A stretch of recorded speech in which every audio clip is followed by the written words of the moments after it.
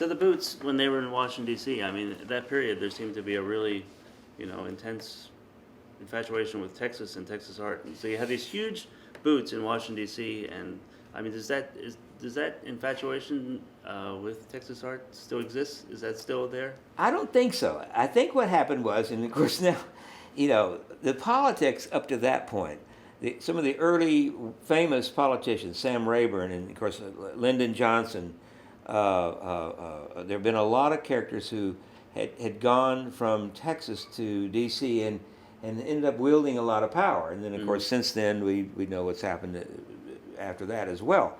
But when I was asked to do something and again it's because of the iguana that this guy called me up and said, look, I got this corner down there in D.C. We're doing experimental outdoor works.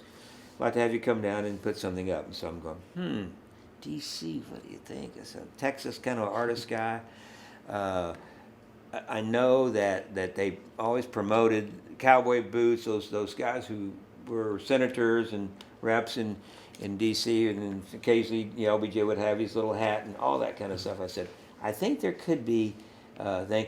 And the real kicker was that's when Texas Chic, Cowboy Chic, had just come out. John Travolta in that one movie and a couple other films. And Dallas had come out the same year as the iguana went on top of the Lone Star.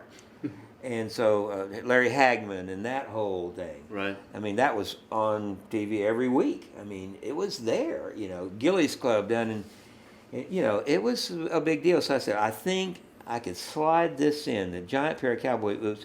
But the other reason, of course, was the proportion of the corner. Had a pretty tall building there, and it was this long, skinny, narrow lot.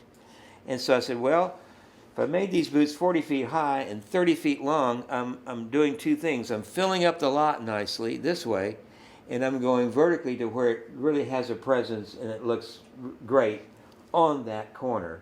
And as it turned out, it really did look great on that corner. And Bob Schieffer, who is actually a Fort Worth guy, was on the evening news, and he was over there talking about the boots, and it was just wonderful. Oh, and crazy Stanley Marsh from Amarillo, that wild man, he came and sat on the boots. They had a guy named, he called himself Uncle Sam. He was official representative of the Capitol for handing out flags that had flown over the nation's capital. And he would put on the outfit, Uncle Sam outfit. He was from Texas. He was 7 feet tall.